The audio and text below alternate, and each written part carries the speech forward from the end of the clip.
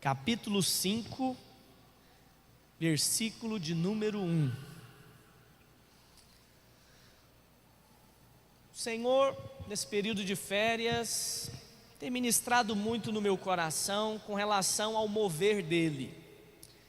Alguém me perguntou esses dias: pastor, por que que parece que alguns na igreja querem e outros parece que não querem ver a obra fluindo? E eu respondi: não, eu não acho que alguém não queira ver a obra fluindo. Eu só acho que às vezes falta boa vontade do irmão cooperar com a obra. E se falta essa boa vontade, se falta esse desejo, esse anseio de cumprir o propósito, é porque talvez você ainda não compreendeu o propósito que o Senhor nos chamou. E o que é mais terrível de tudo isso é que muitos desses que estão paralisados, que estão estagnados, o mover de Deus está passando para eles, a glória de Deus está passando, o melhor de Deus está passando. Tanto é que eu intitulei essa mensagem com esse tema, quando o melhor de Deus passa de nós. Quando é que o melhor de Deus passa de nós? Porque talvez você está aqui na obra envolvido, mas não está provando do melhor de Deus. Por que que isso acontece? Vamos ver isso hoje. Daniel 5, verso 1. Vamos ler a história do rei Belsazar. Quem encontrou, diga aleluia. Olha o que diz a palavra. O rei Belsazar deu um grande banquete a 1000 dos seus grandes e bebeu vinho na presença dos 1000. Enquanto Belsazar bebia e apreciava o vinho, mandou trazer os utensílios de ouro e de prata que Nabucodonosor, seu pai, tirara do templo que estava em Jerusalém, para que neles bebessem o rei e os seus grandes, as suas mulheres e suas concubinas. Então trouxeram os utensílios de ouro que foram tirados da onde, meus irmãos? Da onde que foi tirado? Do templo da casa de Deus, que estava em Jerusalém. E beberam neles o rei, os seus grandes e as suas mulheres e concubinas. Beberam o vinho e deram louvores aos deuses de ouro, de prata e de bronze, de ferro, de madeira e de pedra. No mesmo instante apareceram uns dedos de mão de homem e escreviam defronte do candeeiro, na caiadura da parede do palácio real. E o rei via os dedos que estavam escrevendo. Então se mudou o semblante do rei e os seus pensamentos o turbaram. As juntas dos seus lombos se relaxaram e os seus joelhos batiam um no outro. O rei ordenou em alta voz que se introduzisse os encantadores, os caldeus e os feiticeiros. Falou o rei e disse aos sábios da Babilônia: qualquer que lê esta escritura e me declarar a sua interpretação, será vestido de púrpura, trará uma cadeia de ouro ao pescoço e será o terceiro no meu reino. Então respondeu Daniel. Agora vai para o verso 17.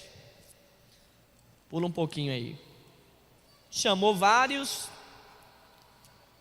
e aí a sua esposa disse que havia um certo Daniel.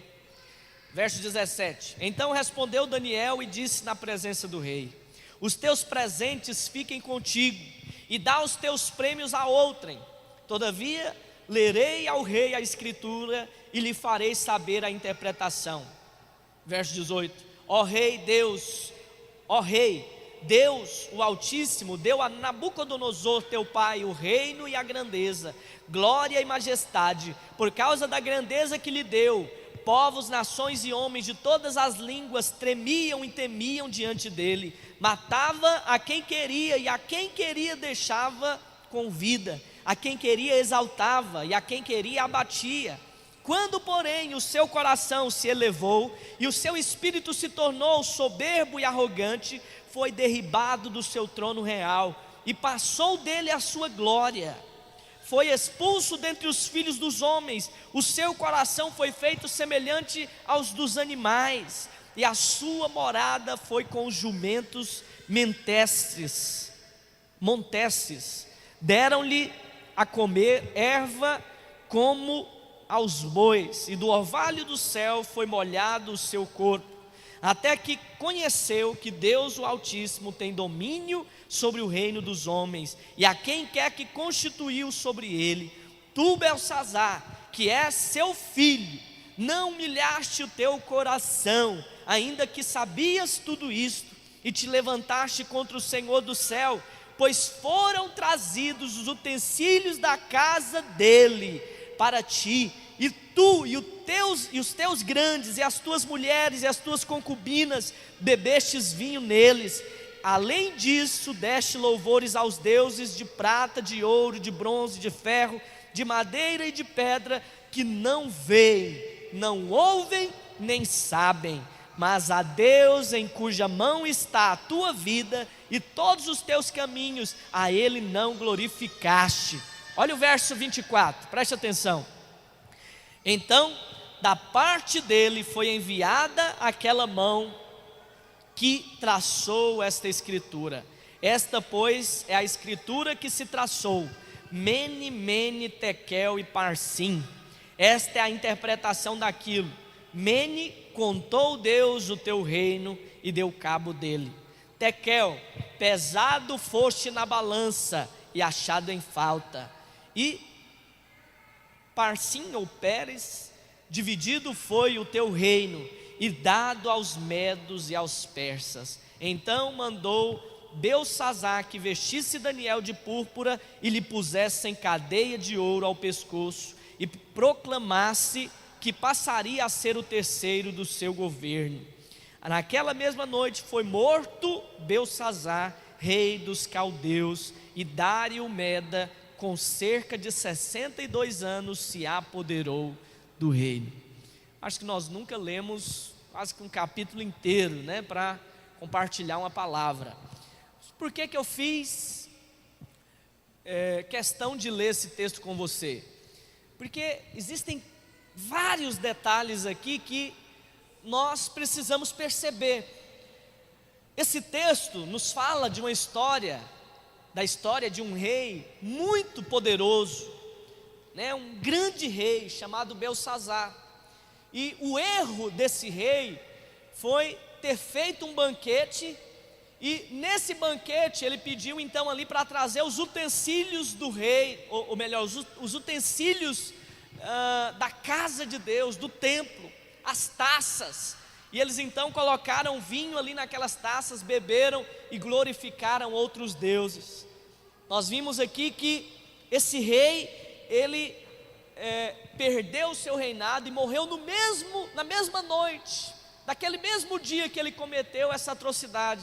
Tudo isso por quê? Porque profanou aquilo que era santo. Ele perdeu o seu reinado porque profanou aquilo que era santo ao Senhor. E essa história, ela é muito semelhante à vida de muitos de nós, e nós podemos trazer hoje o exemplo do rei Belsazar, o exemplo contrário, de não seguirmos esse exemplo, para não cairmos no mesmo engano que ele caiu, para não perdermos a oportunidade que o Senhor entregou a ele. Irmãos, semelhante a nós possuímos uma vida, nós possuímos um reino, nós fomos feitos reis e sacerdotes diante de Deus. Agora, qual tem sido a nossa resposta diante de Deus? Qual tem sido a história que está sendo escrita e contada ao nosso respeito? Será se o Senhor tem achado algo em falta dentro de nós? Será se Deus tem achado falta em nós nesses dias? Nesse dia aqui que o Senhor visitou o rei Belsazar, apareceram ali algumas palavras escritas, e o significado delas é muito forte. O que significa essas palavras? Mene, Mene, Tekel, Parsim. Mene, como está aí no verso 26, olha só o que diz. Esta é a interpretação daquilo. Mene, contou, diga contou. Contou Deus o quê? o teu reino e deu cabo dele. Em outras palavras, Deus está dizendo o quê? Eu contei os teus feitos, Belsazar. Eu contei tudo o que você fez. Eu estou colocando aqui à prova tudo aquilo que você fez, tudo aquilo que você já falou, as suas obras. Tudo o que você fez e não valeu de nada. Já pensou ouvir isso de Deus?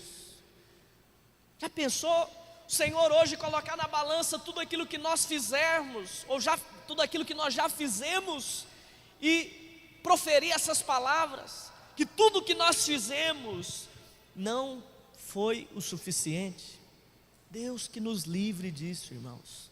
E o interessante é que o Senhor fez questão de falar 2 vezes isso, mene, mene, ou seja, Ele contou e contou de novo. Da primeira vez Ele contou, deu a oportunidade para o rei mudar, mas ele não mudou. Então o Senhor contou da segunda vez e foi achado em falta novamente. Quantos irmãos o Senhor tem contado e contado e contado e contado e contado, e todas as vezes tem sido achado falta de alguma coisa. Por que você não fez isso? Por que você não fez aquilo? Por que você não está cumprindo o que eu lhe ordenei? Tem sido achado em falta. O Senhor tem escrito, tá para escrever lá na parede do seu quarto, ó, quebrando as paredes tudo. Mene, mene, foi contado e achado em falta. Por que foi achado em falta? Porque não soube valorizar o que deveria ser valorizado. Deus tem tempo para tudo, inclusive para você se arrepender. Eu não quero aqui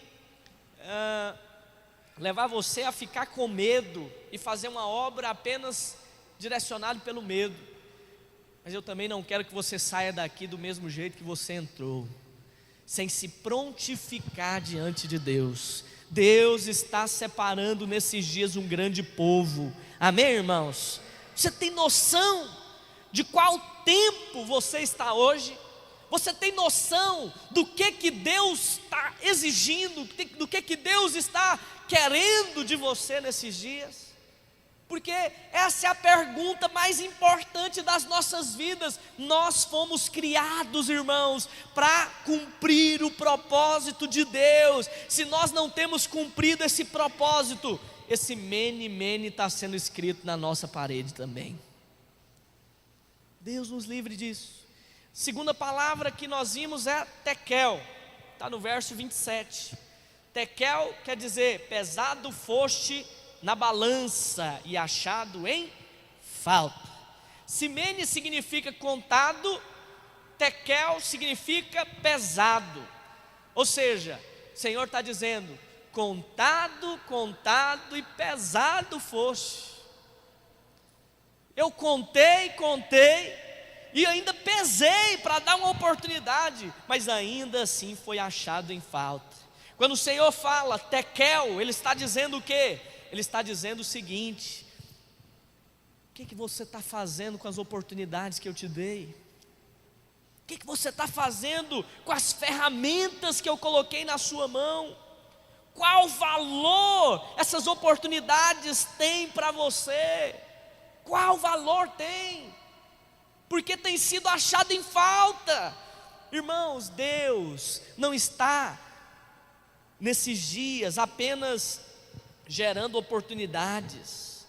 Deus não está apenas gerando momentos para você desfrutar do melhor dele, mas Ele está junto conosco.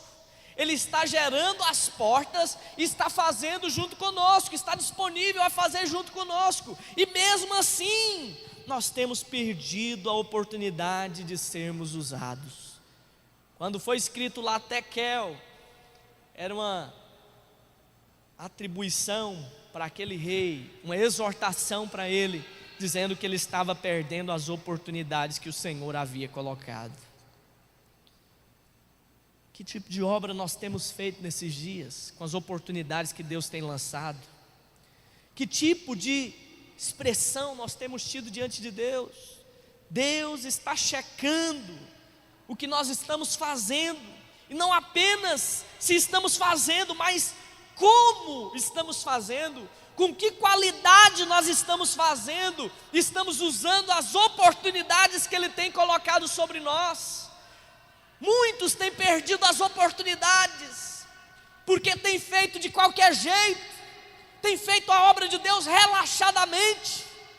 Quando se trata de algo natural e humano, ele faz para valer, ele se dedica para valer. Se tiver que dar o sangue, ele dá. Mas quando se diz respeito à obra de Deus, ele não quer mover uma palha sequer para fazer aquilo que está na vontade do Senhor. O Senhor está escrevendo para você hoje: mene, mene, tekel. Você está perdendo as oportunidades.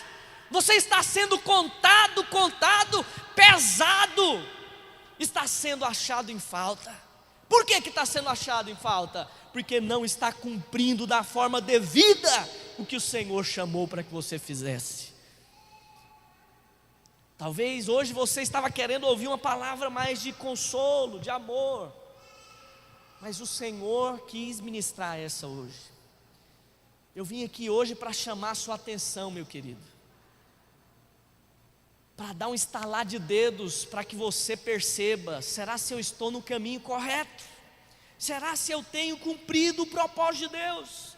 E não só isso, o Senhor ainda falou mais para o rei. Além de escrever mene, mene, tekel, contou e pesou, ele escreveu ainda o parsim, que diz o quê? Que é mais forte. Ele diz, Pérez, né? Significa: dividido foi o teu reinado e dado aos medos e aos persas. Com essa palavra aqui, o Senhor está dizendo o quê?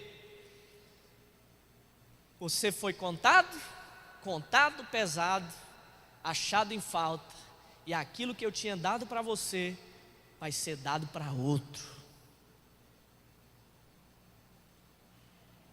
Vai ser dado para outro, porque você não soube desfrutar o tempo da oportunidade. Talvez você olhe e fale: Senhor, pode fazer com o outro é melhor mesmo do que eu. Pode deixar, não tem ciúme do outro não, deixa o outro fazer. Se o outro está querendo fazer, deixa. Irmãos, se você pensa assim, você não está sabendo de fato o propósito principal de Deus.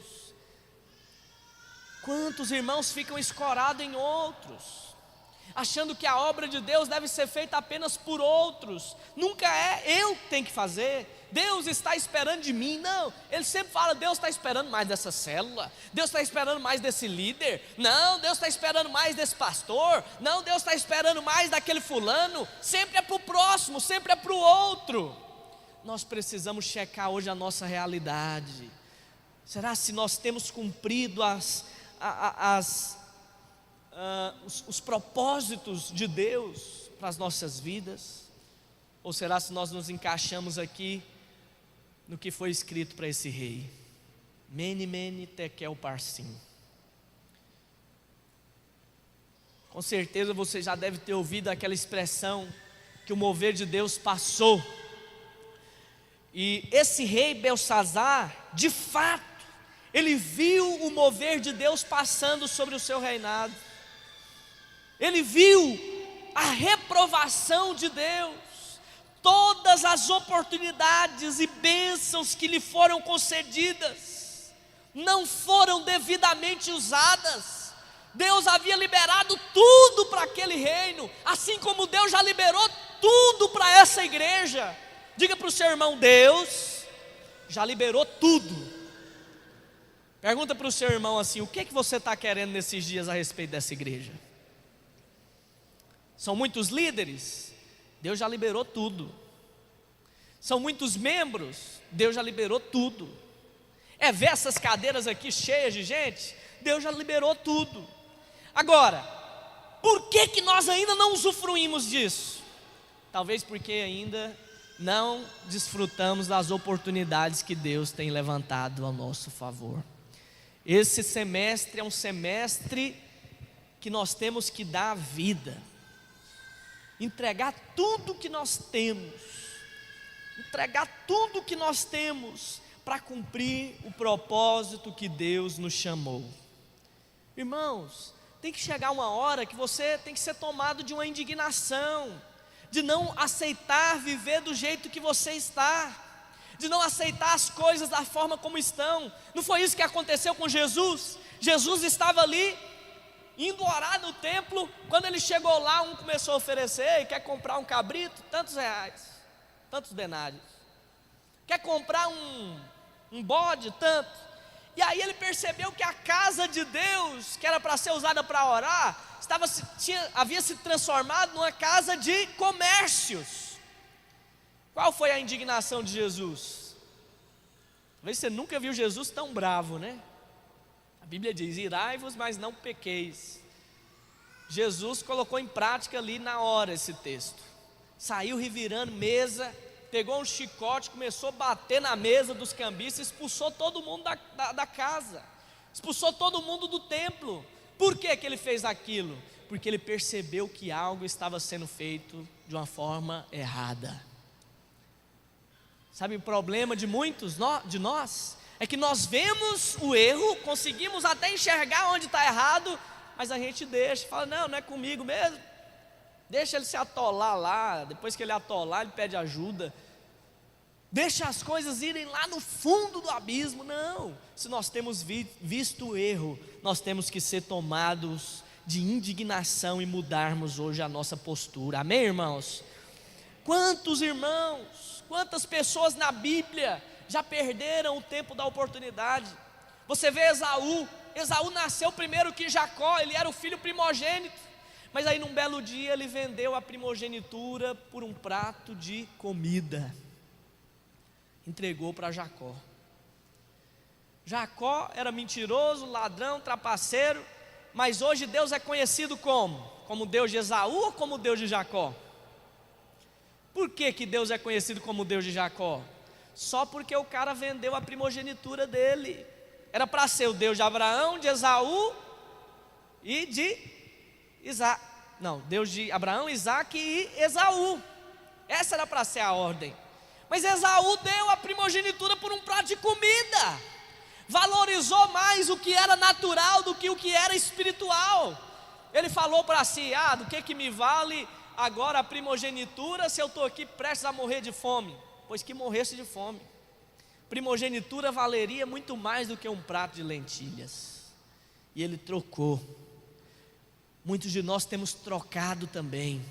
Trocado o melhor de Deus por um prato de lentilhas. Trocado o melhor de Deus por causa de algo que está consumindo o nosso tempo por completo, que não vai ter nenhum significado no reino de Deus. Deus tem chamado nesses dias um povo que é o contrário de Esaú, que valoriza aquilo que Deus lhe deu. Mesmo depois de lágrimas, choro, mesmo depois de muitas coisas, Esaú nunca mais foi o mesmo. Por quê? Porque perdeu o tempo da oportunidade. Um outro exemplo é o exemplo dos israelitas no deserto. Deus abriu o mar vermelho, o povo passou em seco, transformou águas amargas em águas doces, fez o pão cair do céu. De noite no deserto faz muito frio, sabe o que Deus fez? Colocou uma coluna de fogo para esquentar o povo. De dia você sabe que no deserto é um calor terrível, às vezes chega a mais de 50 graus. Sabe o que Deus fez? Colocou uma nuvem em cima deles para fazer sombra e para guiar o povo aonde eles fossem. E ainda assim o povo murmurava: só tem esse maná? Deus mandou codorna. Não, agora abusamos de codorna, manda o maná de novo. O povo vivia reclamando, e por causa da murmuração perderam o tempo da oportunidade. Nenhum daqueles que murmuraram entraram na terra prometida. Sabe por que não entraram? Porque não valorizaram as oportunidades que Deus havia colocado. Os espias que foram enviados ali para checar a terra, foram enviados 12. 10 deles o que falaram? Não, lá tem gigantes, aos nossos próprios olhos nós somos como gafanhotos. A terra devora os seus moradores. Não, nós nunca vamos conseguir aquela terra. E 2 deles, Josué e Calebe, falou o que? Eia, vamos, subamos e possuamos a terra, porque ela é muitíssimo boa. Se o Senhor prometeu, Ele nos dará. Resultado disso, sabe o que aconteceu?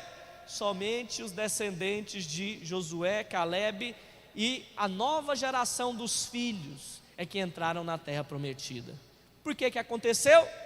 Porque eles conseguiram enxergar as oportunidades que Deus estava lançando.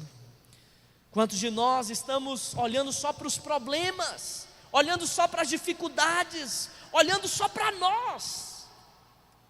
Por que aqueles espias, aqueles 10 tiveram uma visão A e aqueles outros 2 uma visão B, uma visão excelente do local? Por quê?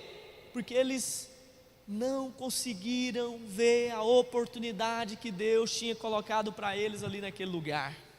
Enquanto uns estavam olhando para o tamanho do gigante, o outro estava pegando na terra e falando: meu Deus, que terra boa, quando nós plantarmos aqui, vai nascer rápido, nossos filhos vão comer muito bem.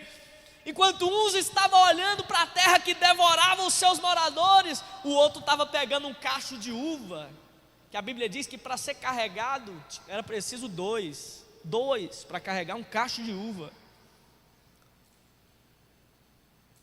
Usa a sua imaginação aí, que tipo de uva era essa, hein? Tamanho de uma melancia, talvez. Grande, enorme. Tinha que botar um pau no meio, um bota no ombro aqui, o outro no ombro lá, e carregar o cacho de uva. Menina, eles estavam olhando, era para o tamanho do cacho. Quem que vai olhar para o tamanho da terra, se a terra está devorando ou não, para o tamanho de gigante? Eu quero é comer dessa uva, eu quero é provar dessa terra que mana leite e mel. Então, aqueles 2 entraram na terra, por quê? Porque olharam para as oportunidades como deveria ser olhado. Não olharam para os inimigos, não olharam para si, como gafanhotos, como aqueles 10 falaram: nós aos nossos próprios olhos somos como gafanhotos. E quem quer saber se você é gafanhoto ou não? Quem quer saber se você pode ou não? Tantos irmãos, você desafia ele, fala: irmão, vamos cumprir o propósito de Deus. E ele fala: eu sou um gafanhoto, pastor. Ai, eu não consigo falar, eu não consigo nem orar, eu não dou conta de me expressar a ninguém. As pessoas riem de mim, as pessoas zombam de mim, eu sou um coitadinho, eu não posso, eu sou um fracassado. Minha mãe me bateu quando eu era pequeno, eu fui espancado, me estupraram, e eu sou um gafanhoto. Meu irmão, para de olhar para as suas falhas, para de olhar para os seus defeitos. Deus não está querendo saber o que aconteceu com a sua vida lá atrás. Deus não está nem aí para o seu passado, para o que você fez de certo, para o que você fez de errado. Deus não está nem aí. O que Deus está olhando é para o que você está fazendo hoje. Qual é a sua postura hoje diante de Deus? Qual é a sua postura? Eu sei que muitos chegarão diante de Deus e falarão: Senhor, mas eu não cumpri o teu propósito, Senhor, porque eu era muito tímido. Imagina, qual vai ser a resposta de Deus? Tá bom, filho, eu te entendo, realmente você era muito tímido mesmo, aleluia. Entra para cá e venha se alegrar comigo. Não creio que essa vai ser a postura de Deus. Timidez não é desculpa para você não servir, para ser usado pelo Senhor. Um outro exemplo que nós vemos na Bíblia é o exemplo daqueles que receberam os talentos.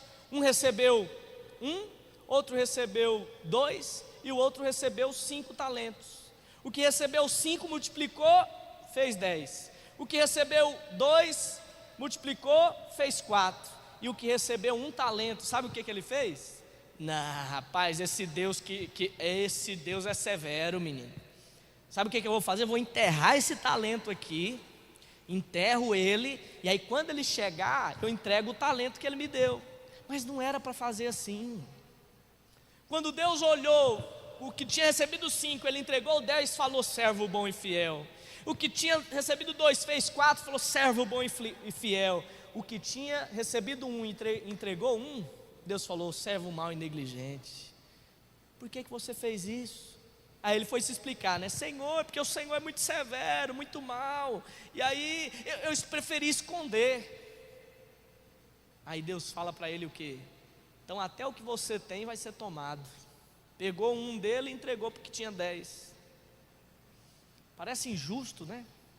Ué, entregou porque tinha mais. O cara só tinha um talentozinho.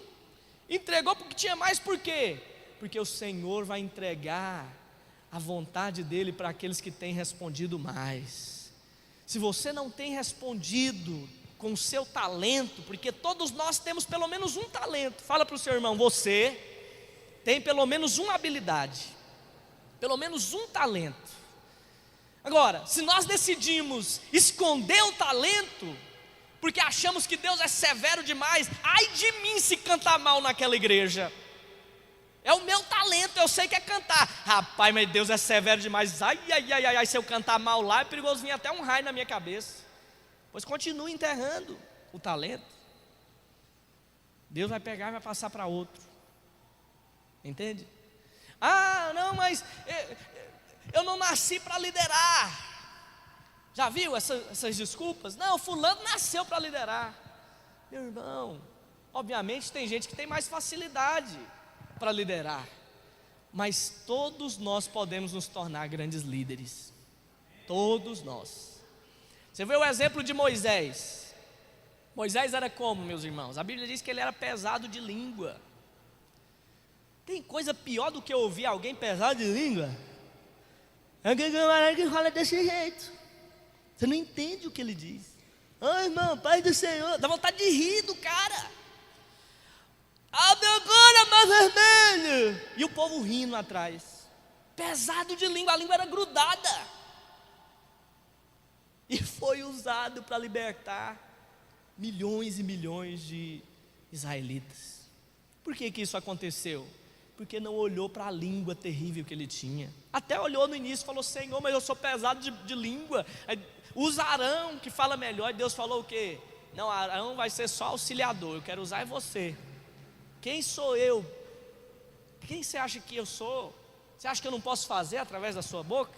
Vai, rapaz, eu estou contigo. Então o cara, mesmo sendo pesado de língua, pôde ser usado. Eu conheci um líder de célula que era cego. Fala para o seu irmão aí, ixi, irmão, não tem jeito mais não, você vai ter que liderar. Fala para ele, você não tem desculpa mais. O cego liderando e você não, hein? Que tragédia. Pastor, como é que o cego liderava?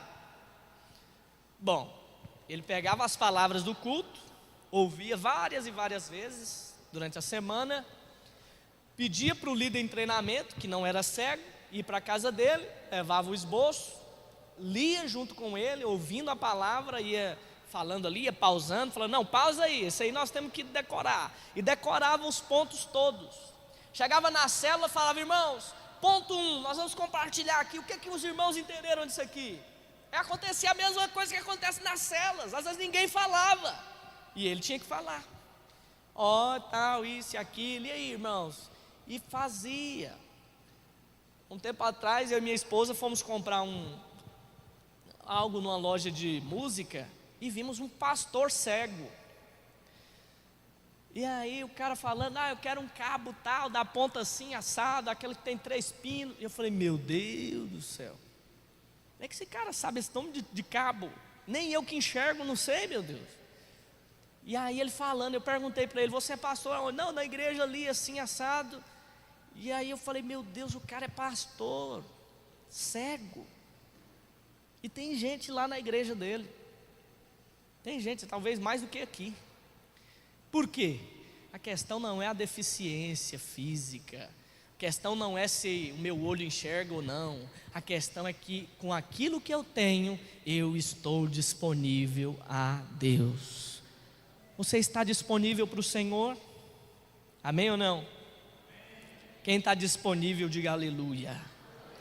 Então o rei Belsazar foi reprovado. Foi reprovado. Mas o que nós precisamos, irmãos, fazer de diferente? Para nós sabermos fazer fazer aquilo que aquele rei não fez, nós temos que saber o que ele fez de errado. Vamos ver? O que ele errou? Por que ele foi removido? Por que ele perdeu o tempo da oportunidade? Primeiro, verso de número 1, ainda no mesmo texto aí. Daniel 5, verso 1. Deixe sua Bíblia aberta aí. Primeira razão do porquê ele perdeu esse mover. O rei Belsazar deu um grande banquete a 1000 dos seus grandes e bebeu vinho na presença dos 1000. Enquanto Belsazar bebia e apreciava o vinho, mandou trazer os utensílios de ouro e de prata que Nabucodonosor seu pai tirara do templo, que estava em Jerusalém, para que neles bebessem o rei e os seus grandes. Verso 3: Então trouxeram os utensílios de ouro que foram tirados do templo da casa de Deus, que estava em Jerusalém, e beberam neles o rei e os seus grandes, as suas mulheres e concubinas. Beberam vinho e deram louvores aos deuses de ouro, de prata, de bronze, de ferro, de madeira e de pedra. Primeira coisa que nos faz perder o mover de Deus é desprezar as coisas do Senhor. Belsazar desprezou o que era de Deus. Se nós não queremos perder o tempo da oportunidade, não podemos desprezar as coisas de Deus, irmãos. Eu falei aqui no início que ele tornou profano aquilo que era santo. Qual a diferença daquilo que é santo para o que é profano? Santo é aquilo que é separado, que é exclusivo de Deus. Os utensílios da casa de Deus eram santos, não poderiam ser usados para nada. Então, ele pegou aquilo que era santo, que era separado, que era exclusivo de Deus, e transformou em algo profano. O que é o profano? É aquilo que é comum, que é tratado de qualquer jeito, sem nenhum valor. Então, o que era santo se tornou profano. Esse foi o primeiro erro de Belsazar. Transformou os utensílios de Deus, da casa de Deus, em algo natural, a ponto dele, suas mulheres, os grandes, as concubinas beberem nele, e isso perante outros deuses. Talvez você pergunta: tudo bem, pastor, mas hoje eu não tenho transformado nada que é santo em profano. Será se não temos? Porque o culto hoje a Deus é santo. Sabia disso? Fala para o seu irmão: o culto, fala para ele, fala: o culto é santo. Por que o culto é santo? Porque é feito para Deus. Tudo que é feito para Deus tem que ser santo. Então veja, só aqui nós podemos ver uma série de coisas de como profanar o santo. Quando você desvaloriza o culto, olha para o culto de qualquer jeito, o que você está fazendo? Tornando o santo em profano. Quando você troca o estar no culto por qualquer coisa, por qualquer motivo, você está trocando o santo pelo profano. Profanamos, irmãos, muitas vezes quando trazemos, ou melhor, trocamos coisas naturais, normais, pelas coisas de Deus. Nós precisamos hoje fazer aquilo que agrada o Senhor, amém, irmãos? Profanamos as coisas de Deus quando tratamos as atividades então da igreja como qualquer atividade. O culto é igual qualquer missa, qualquer pagode da esquina é igual ao culto. Tem gente que ainda acha melhor. Uma vez conversando com um jovem, eu perguntei para ele: por que você não está vindo no culto, filho de Deus? E ele falou: pastor, pondera, tenha dó de mim, olha o jeito que meu pé está. Aí mostrou o dedão do pé, estava grosso. Eu, nossa, não, acho que você tem que ficar em casa mesmo. Aí, no outro dia, passando ali na rua do ginásio, não aqui, isso lá em Guaraí, passando na rua do ginásio, ele com a bola debaixo do braço. Acho que uns 2 dias depois disso, ele com a bola debaixo do braço. Aí eu fiz questão de parar. Eu falei, eu não vou aguentar não, se eu não parar eu não aguento. Aí eu falei, não, minha mente não é tão santa assim, não é possível que ele está levando só a bola para os outros jogar, será? Tomara, Jesus. Aí perguntei para ele, e aí irmão, como é que tá? Melhorou o pé? Tô bom demais, tô indo ali jogar uma bolinha. Aí deixa eu ver aí, do mesmo jeito. O dedo estava mais arrebentado ainda. Eu olhei e falei, irmão, mas esse dedo está terrível, você vai jogar bola desse jeito? Vou, não, esse final de semana meu time da escola vai jogar no Jets, não sei o que, eu não posso ficar de fora e tal, eu sou o artilheiro do time, não posso deixar o povo na mão, não posso deixar meu time na mão. Eu não falei para ele, mas eu fiquei pensando lá no fundo, isso aí é transformar o santo no profano. Ou seja, ele está mais preocupado com o que os colegas do time dele vai falar, com a falta dele, do que com o que Jesus vai falar ao respeito daquilo que ele está faltando no culto. Se isso não é transformar o santo no profano, é o quê? Tem gente que com dor de cabeça ele vai para tudo que é lugar, mas para o culto ele não vem. Não vem. Ele vai para o trabalho, ele vai para festa, ele vai para a praia, ele vai banhar no rio, ele vai para onde for. Isso não é motivo de impedir ele. Ele bebe ali o que é remédio de dor de cabeça aí? Fala um aí, dipirona, um trem. E ele vai, por quê? Porque aquilo para ele tem valor. Mas quando se fala a respeito do culto, ele não vem. Por quê? Porque não tem valor, é qualquer coisa. E quando você transforma o que é para ser santo em qualquer coisa, você pode perder o tempo da oportunidade. Pode perder o melhor de Deus. Quando você despreza aquilo que é santo. Não podemos desprezar, irmãos. Fala para o seu irmão, não despreze o culto. Diga assim para ele, não despreze a célula. Não despreze. Não despreze as coisas de Deus. Tem irmãos que acham que a palavra que nós ministramos aqui, eu achei no lixo ali embolada, e falam, isso aqui eu vou ler lá hoje, tal, vou falar para os irmãos. Não, nós oramos, nós pagamos o preço. Outros acham que as músicas que são selecionadas aqui, vamos lá, qualquer um, isso aí tanto faz. Vamos cantar lá mesmo, quem quiser que queira. Não, tem toda uma preparação, entende? Tem um ensaio que é feito aqui, os irmãos vêm para cá uma vez na semana. Essas férias aí estão fazendo 2 vezes na semana para melhorar o louvor. Hoje foi excelente o louvor, mas aí quando é ruim os irmãos caem em cima, já viu? Nosso louvor hoje, não, os irmãos hoje, Jesus, só Deus na causa. Mas quando é bom ninguém elogia também. Chega, final do culto fala Dadinho, hoje você estava um Fernandinho. Leia do céu, hoje você cantando ali, achei que era Nívia Soares. Tem que empolgar os irmãos. Só dá paulada, só critica, entende? Nós precisamos, irmãos, ver o preço que está sendo pago para que o culto aconteça, para que as coisas aconteçam, para que o fluir de Deus seja derramado no nosso meio.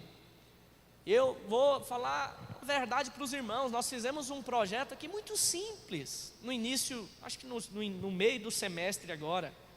Projeto muito simples, mas que levava os irmãos a funcionarem. Só fizemos 1 mês. Por que só era para fazer 3? Só fizemos 1. Por que você acha que só fez 1?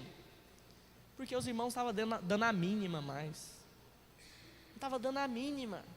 Ninguém estava nem aí mais. 1, 2, 3 irmãos estavam valorizando ainda, o resto estava nem tchum mais, estava nem aí para aquilo que estava sendo feito. Sabe quando que nós vamos provar do mover de Deus? A partir do momento que você aprender a valorizar as coisas mínimas. Valorize aquilo que eu como pastor aqui tenho falado.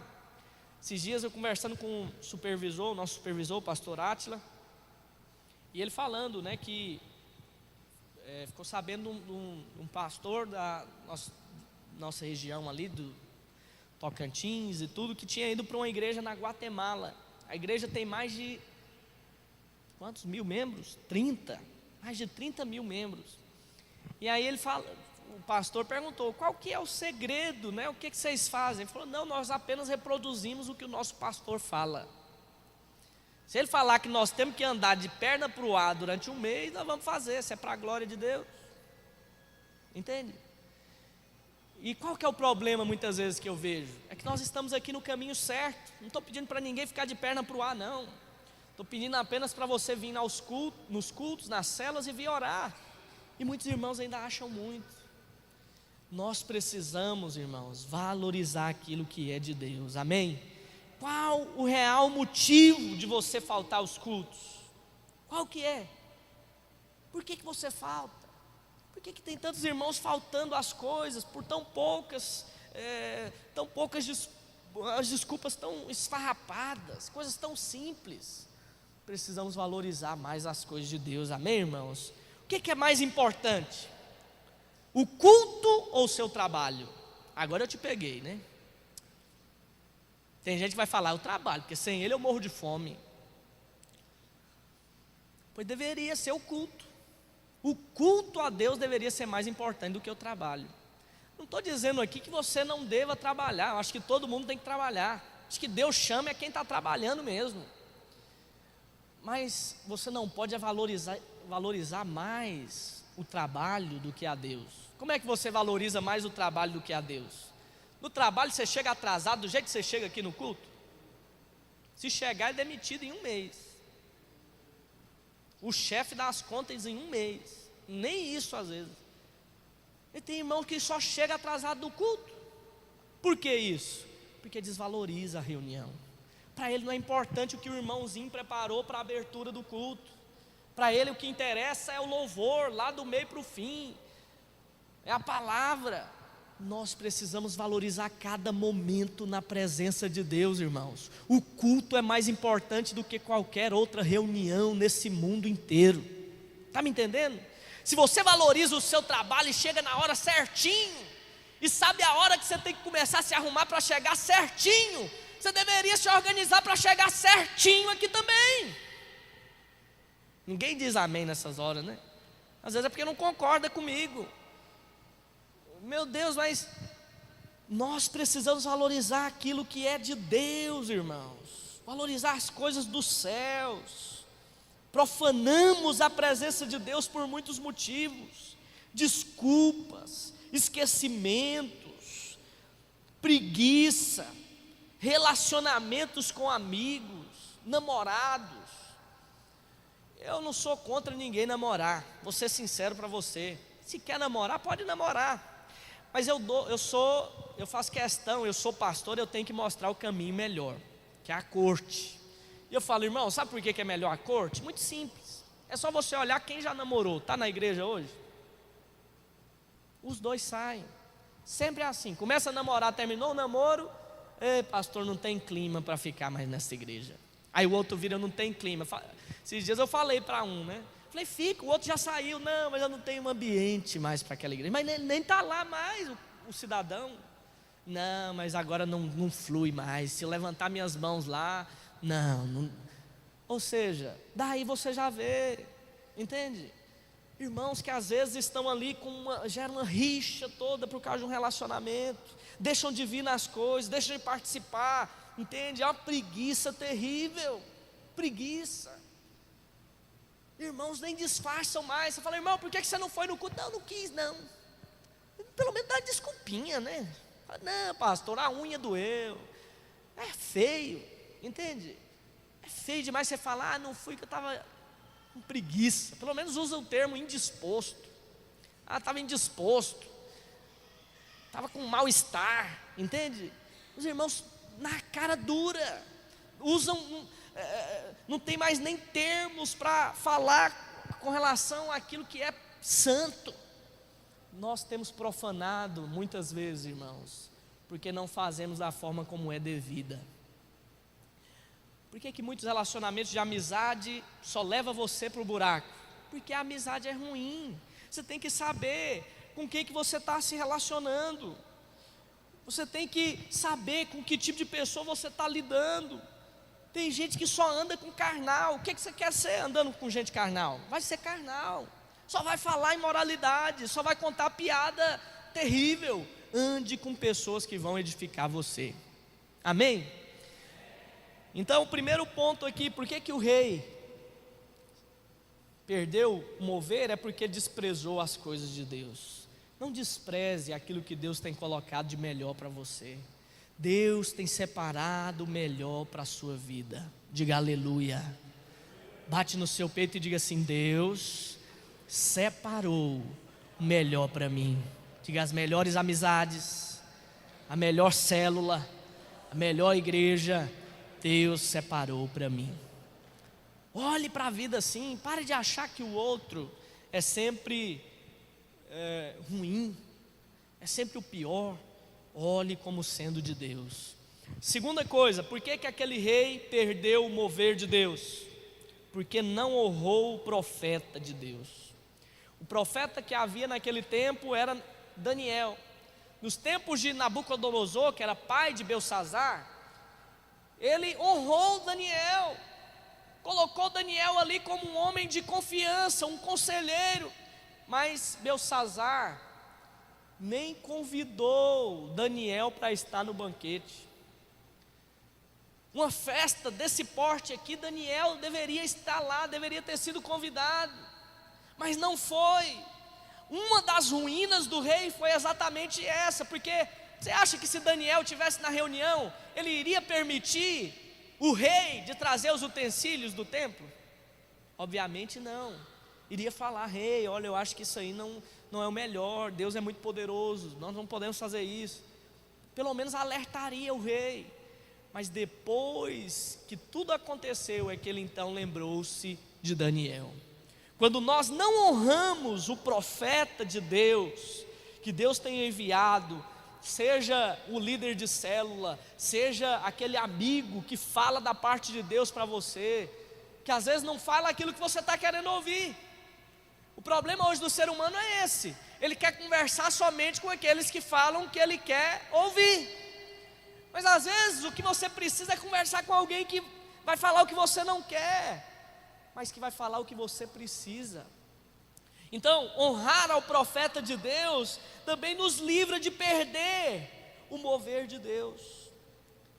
O rei perdeu porque não honrou. Não honrou. Deus coloca pessoas em nossas vidas para nos ajudar a crescer espiritualmente. Fala assim comigo: Deus coloca pessoas para nos ajudar a crescer. Deus quer levar você a crescer. Pessoas, líderes, pais, professores, homens e mulheres de Deus que vão ser colocados ali na sua vida para levar você a crescer. Deus coloca pessoas também na sua vida, pessoas mais velhas, mais experientes.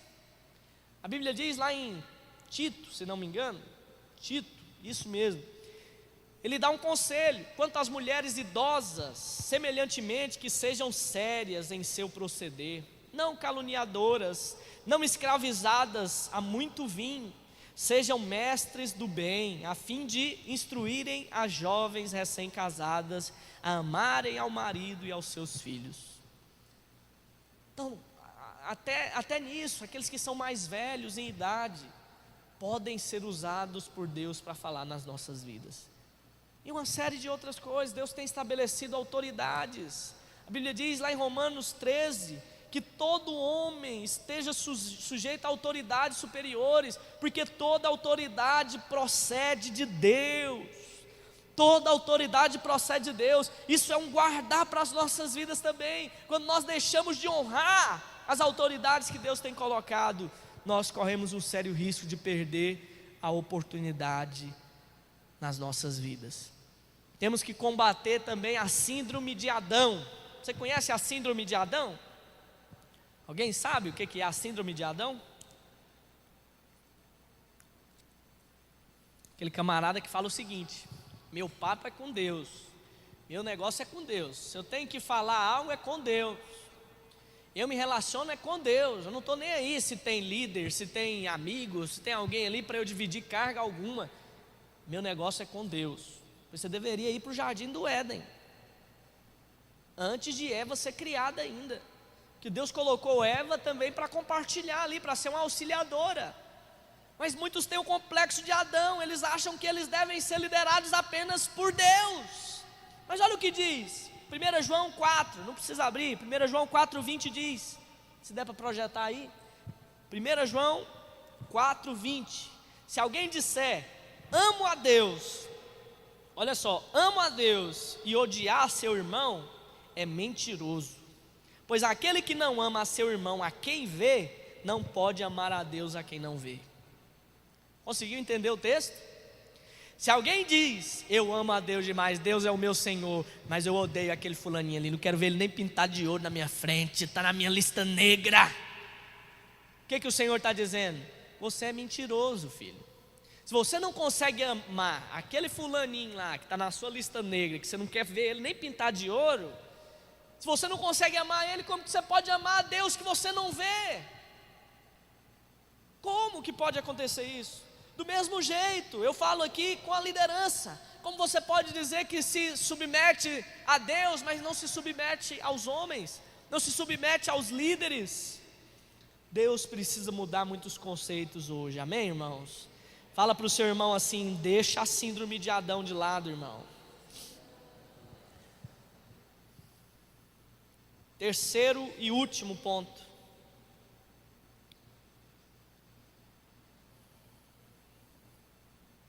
Passar aqui porque tinha um outro, não vai dar para falar só 3. Verso 22. Esse aqui foi a tragédia de Belsazar. Verso 22. Tu, Belsazar, que és filho de Nabucodonosor, não humilhaste o teu coração, ainda que sabias tudo isto. Ou seja, ele não se humilhou, mesmo sabendo de tudo isso que aconteceu, não se humilhou diante de Deus. Terceiro motivo que leva alguém a não desfrutar do mover de Deus, do melhor de Deus, é não confiar em Deus, confiar em si mesmo. Se você continuar lendo o texto, você vai ver que mesmo ali junto de todos, eles beberam, nós lemos nessa parte, diz que eles beberam diante dos reis de ouro, das imagens, ou melhor, das imagens de ouro, dos deuses de prata, dos deuses de ferro, de madeira, mas em nenhum momento eles atribuíram honra a Deus. Quando nós confiamos em nós mesmos e não atribuímos a glória a Deus, nós podemos também perder o mover de Deus para nós. Essa fase aqui é terrível, porque é a fase que o homem se acha muito bom para ser confrontado, acha que já passou por muitas experiências e não precisa ser ensinado de coisa alguma, já teve tantas decepções na sua vida que não conseguem mais estar abertos para o melhor e o mover de Deus. Deus quer liberar hoje sobre a sua vida um renovo. Deus quer derramar sobre você hoje uma unção nova, um poder extraordinário que vai vir dos céus. Deus quer levantar hoje profetas aqui neste lugar, homens e mulheres que são sérios com as coisas de Deus, que valorizam o Senhor, que não olham para si mesmos, mas que olham para Deus, olham para os céus e dão toda a glória para Ele, dão toda a honra para Ele. Deus quer levantar nesses dias uma geração de adoradores, um povo que está disposto a sofrer os danos para cumprir o propósito, para desfrutar das oportunidades que Deus tem liberado. Belsazar em nenhum momento imaginava, irmãos, perder o seu reino, pois confiava que a sua vitória era certa. O Senhor pode estabelecer e pode remover reis. O Senhor pode dar e pode também deixar que tomem de você. Tudo baseado nas oportunidades que nós estamos dispostos ou não a nos apropriar. Eu pergunto para você hoje, você está disposto a cumprir o propósito de Deus? Precisamos ver essa história hoje desse rei e refletir no quê? Eu tenho valorizado as oportunidades que Deus tem colocado na minha vida? Eu tenho honrado as pessoas que Deus tem colocado em minha vida? Eu tenho me disposto a lutar junto com os irmãos, e a não olhar para mim mesmo e dar glória a Deus, eu tenho estado disposto a fazer isso? Porque se não temos estado dispostos, talvez o Senhor está prestes a escrever nessa parede aqui na frente mesmo: Mene, mene, tekel, parsim.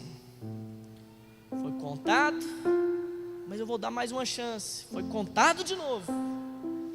Vou dar outra chance, vou pesar ainda, para ver se acha algo de realidade.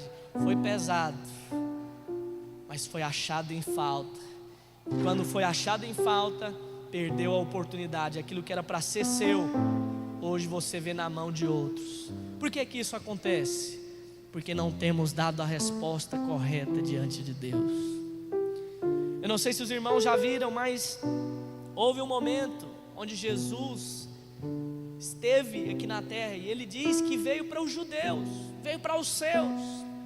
E um belo dia, projeta aqui para mim, Mateus 23:37. Mateus 23:37. Jesus estava ali em cima dos montes. Não fala aqui o lugar ao certo onde ele estava, mas ele estava ali em cima dos montes.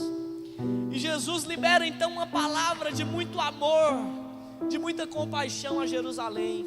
E ele diz: Jerusalém, Jerusalém, que mata os profetas e apedrejas os que te foram enviados. Quantas vezes quis eu reunir os teus filhos, como a galinha ajunta os seus pintinhos debaixo das asas, e vós não quisestes. Quantas vezes eu quis ter um relacionamento genuíno com você, mas você me desprezou. Aí lá em Lucas o Senhor diz, Lucas 19:44, ele fala: e te arrasarão, e aos teus filhos dentro de ti, não deixarão em ti pedra sobre pedra, porque não reconheceste a oportunidade da tua visitação. Não reconhecestes a oportunidade da tua visitação. Hoje o Senhor está querendo aqui abraçar muitos, colocar debaixo das suas asas, assim como a galinha faz com os seus pintinhos. Mas quantos de nós temos perdido o tempo da oportunidade, o tempo da visitação? Oh, irmãos, Deus hoje quer escrever uma nova história para você. Eu creio que hoje o Senhor quer escrever na parede, é o contrário do que ele escreveu para o rei Belsazar.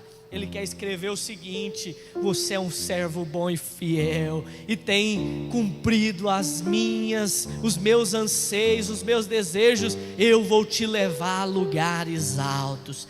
Deus quer escrever isso para cada um de nós. Deus não está querendo aqui hoje achar pessoas que estão em falta. Talvez você é encontrado como alguém que está em falta hoje, mas eu tenho uma boa notícia: ainda há tempo para você. Amém, meu irmão? Ainda há tempo para você se reerguer diante de Deus. A Bíblia diz que Belsazar morreu naquele mesmo dia. Ele perdeu o reinado para os medos e persas naquele mesmo dia. Tudo porque desvalorizou aquilo que era para ser valorizado.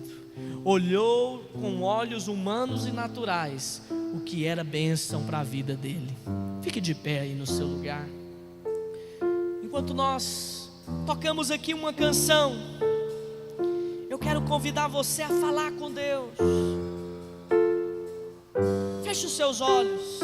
Um fato hoje, meu irmão, que nós não podemos fugir, é que os olhos do Senhor passam por toda a terra, e eles estão sobre nós hoje, sondando as nossas mentes e os nossos corações. E Ele quer hoje contar, pesar, quer medir aquilo que você tem feito. Mas ao invés de ser achado em falta, o Senhor quer achar hoje muitos frutos e levar você a lugares ainda maiores. Se você não tem feito a vontade de Deus como deveria, eu quero convidar você agora a falar com Ele. Diga para Ele, fala para Ele: Senhor, eis-me aqui. Eu sei que eu tenho estado paralisado, Senhor, que eu tenho me escondido atrás de muitas desculpas, mas usa-me, Senhor, envia-me a mim, Jesus, cumpre o teu propósito na minha vida. Oh, Deus, manifesta a tua glória sobre nós. Espírito de Deus, nós não queremos perder o tempo da oportunidade, o tempo da tua visitação. Ouve o nosso clamor nessa noite. Olha para nós, Senhor. Olha para nós, Espírito de Deus. Ensina-nos, Senhor. Ensina-nos a valorizar aquilo que vem de Ti. Ensina-nos a valorizar aquilo que é santo. Ensina-nos a valorizar o culto. Ensina-nos a valorizar as células. Oh Senhor, oh Deus, nós queremos honrar, ó Deus, cada líder que o Senhor tem confiado à nossa igreja. Nós queremos honrar hoje cada anfitrião, cada irmão que tem se disposto, ó Deus, a cumprir o Teu propósito. Ó Senhor, leva-nos a honrar cada um deles. Nós não queremos perder, Senhor, perder a oportunidade, ó Deus, da Tua visitação, do Teu mover, ó Deus, porque não valorizamos aquilo que deveria ser valorizado. Ó Espírito Santo de Deus, manifesta a Tua glória, Senhor. Nós queremos, ó Deus, aqui reconhecer, ó Deus, que de nós mesmos nós não podemos nada. Não queremos ser como Belsazar, que não se humilhou. Nós nos humilhamos hoje diante de Ti e atribuímos toda a glória a Ti. Oh Deus, não há Deus maior, não há Deus melhor do que o Senhor. Tu és dono de todas as coisas. Oh, aleluia, aleluia, glória a Deus, aleluia. Preste atenção aqui no que eu vou te dizer ainda. Deus quer levantar muitos sonhos que estão mortos hoje. Hoje eu olho, irmãos, para a nossa igreja, e talvez não seja a melhor visão que alguém poderia ter, mas eu vejo aqui muitas pessoas que estão mortas, sem sonhos, sem motivações. Teve um dia que um profeta de Deus chegou ali diante de uma multidão de ossos secos, profeta Ezequiel, e o Senhor então falou para ele: olha para esses ossos. E ele então olhou e não havia vida, não havia esperança, não havia novidade de nada. E o Senhor então falou: profetiza. E ele então profetizou: haja ligaduras, haja tendões, haja nervos, haja pele e haja espírito vivificado.